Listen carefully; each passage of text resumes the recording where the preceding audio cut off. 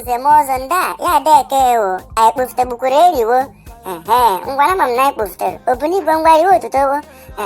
ọ ka bụkwa nwanne unu nwoke Nkume nwoke ọma dị mma Evina n'oni ụmụnne m na Ifeọma mere n'isi ezi oyi m bụ Tenero Valentino ya na ezi nwunye ya bụ Mrs. Precious nwa ha nwoke bụ Richard Onyekachukwu gbara aha taa bụ 17th of November ya bụ ebe uche a wee zie mụ bụ Nkume nwoke ọma dị mma si m were baktọm bụ bịawa ibe on 17th of November 2022 na ibe a na-anwụ anwụ na ibe a na-eri eri na ibe a na-ese ese na ego ego abara abara n'ibe ya ewuche m ekpere m n'isi nwa m Onyekachukwu bụ na obunigwe na-eji ogologo ndụ akpịọwụ mma ị na-eche n'ihu nne uche n'ihu nna o onye keruwe ekpe ife ọjọọ o were isi ya vụrụ ya na-enwe mụrụ mezuokwu n'ugbo ịma na akacha akpọ m n'ọnụ na ọdụ na-aka ihe eji emu mmemme mụbụ Nkume nwoke ọma dị mma ma akpawa jewe mara eji mmadụ mezuokwu n'ugbo on 17th n'ụlọkwa ka anyị jewe biko a gazienụ ụmụnne m